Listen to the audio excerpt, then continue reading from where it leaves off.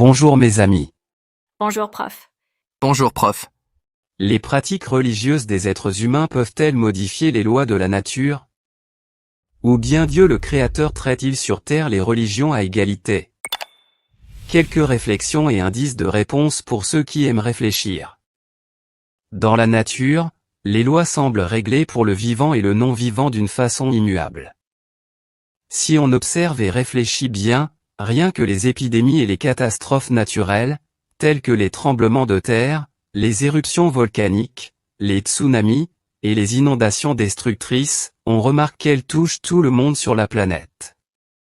Par exemple, le mois dernier, des inondations catastrophiques ont touché le Maroc, la France, et l'Espagne, des pays où les pratiques religieuses sont différentes. Allons plus loin dans notre raisonnement. Une vérité scientifique donne toujours le même résultat quand on répète plusieurs fois une expérience, ou une observation pratique matérielle, quand c'est possible. Et cela que l'expérience soit faite par une même personne, ou par plusieurs personnes différentes, et à des endroits différents. Quand l'expérience n'est pas possible matériellement ou humainement, on fait appel à une expérience de pensée logique. Une expérience de pensée est un exercice mental qui consiste à concevoir un scénario hypothétique, souvent impossible à mettre en pratique dans la réalité, afin d'explorer les implications logiques et les conséquences d'une idée ou d'un concept. C'est un outil puissant utilisé dans de nombreux domaines, notamment dans les sciences, les mathématiques et la philosophie. En quoi consiste une expérience de pensée logique? Dans une expérience de pensée, on imagine une situation fictive, souvent extrême, qui pousse à réfléchir sur les limites de notre compréhension quand les moyens d'une expérimentation réelle ne sont pas disponibles.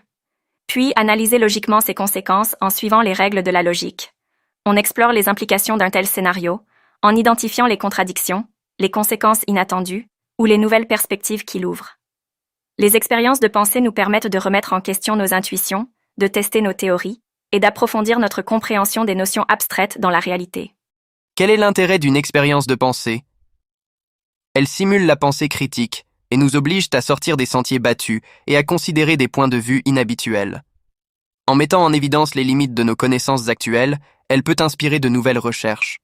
En poussant les concepts à leurs extrêmes, elle permet de mieux en saisir la nature et les implications.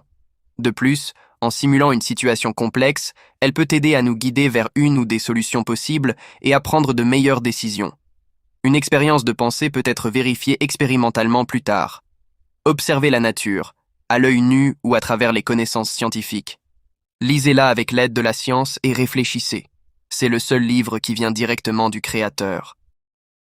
Selon certaines estimations, il y a apparemment dans le monde actuellement 2,3 milliards de chrétiens, 1,6 milliard de musulmans, 1,2 milliard d'hindouistes, 1,1 milliard sans religion, 620 millions de bouddhistes, 400 millions de diverses religions, 300 millions d'animistes, 100 millions de shintoïstes, et 15 millions de juifs, si on n'entre pas dans les détails de pratiquants et non pratiquants dans chaque catégorie.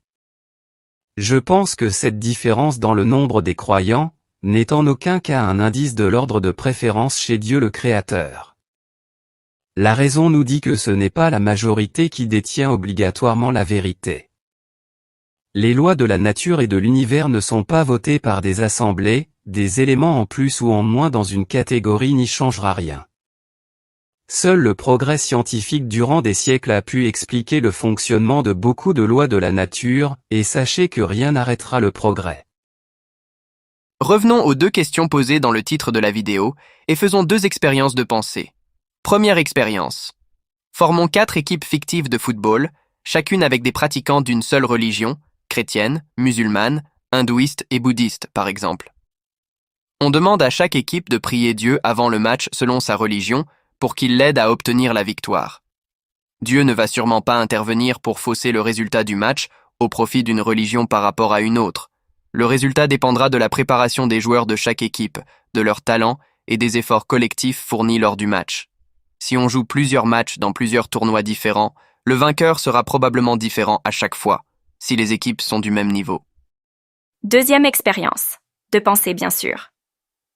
Sélectionnons d'une façon aléatoire un homme, une femme et un enfant, Parmi chaque catégorie de groupe religieux cité au début, 27 personnes au total. Faisons-les sauter d'un avion à 2000 mètres d'altitude après des prières, chacun selon sa religion. Une fois sans parachute. Toutes les personnes s'écraseront sûrement sur le sol et mourront, quel que soit le nombre de fois qu'on répète l'expérience. Une deuxième fois, 3 personnes choisies d'une façon aléatoire, un homme, une femme et un enfant, tirés au sort parmi les 27 personnes, sautent en parachute après entraînement. Les 24 autres sautent sans parachute. Seules les 3 personnes avec des parachutes survivront très probablement à une chute de 2000 mètres, quel que soit le nombre de fois qu'on répète l'expérience. Il semble très clair d'après ces 2 exemples d'expérience de pensée, et on peut imaginer beaucoup d'autres, que Dieu le Créateur n'a pas de préférence dans le monde pour une espèce d'être vivant par rapport à une autre, et qu'il ne change pas les lois de la nature pour favoriser un être vivant par rapport à un autre, ou favoriser sur Terre une religion par rapport à une autre, en dehors des lois de la physique, de la biologie et de la chimie. L'être humain peut, dans une certaine mesure, exploiter les lois de la nature à son avantage grâce au progrès scientifique, généré en lui par l'intelligence, un don de son créateur et du développement du système d'éducation pendant des milliers d'années. L'homme a toujours été un ingénieur, cherchant à façonner son environnement pour répondre à ses besoins.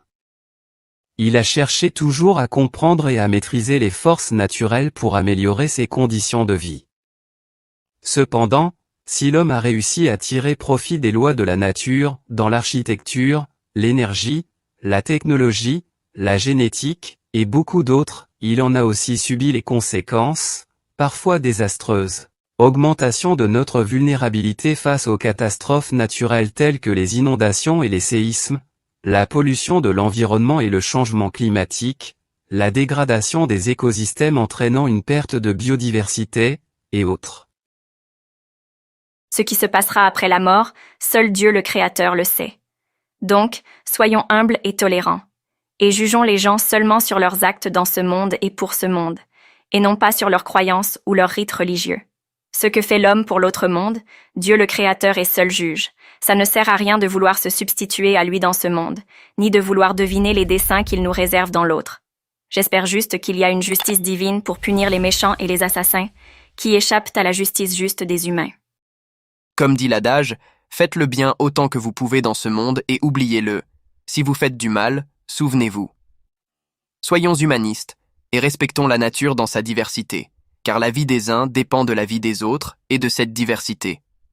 Les croyances et les pratiques religieuses sont utiles dans le domaine spirituel personnel, et lorsqu'elles sont paisibles, elles sont respectables. La liberté de culte et la tolérance des uns envers les autres sont aussi une nécessité pour vivre ensemble dans nos sociétés modernes, hyper connectées par les technologies de transport et des communications à distance. Merci d'avoir regardé cette vidéo jusqu'à la fin, et à bientôt avec un autre sujet.